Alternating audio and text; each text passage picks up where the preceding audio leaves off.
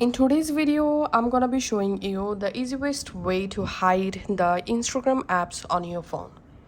All you have to need, go to your phone settings. In phone settings, you have to scroll down and tap on home screen. Under home screen settings, scroll down and tap on hide apps on home and app screens. And now from this list, you have to find out the Instagram. Select Instagram to hide. Tap on done. And then if I go back to my app screen and app library, as you can see, the Instagram is not available.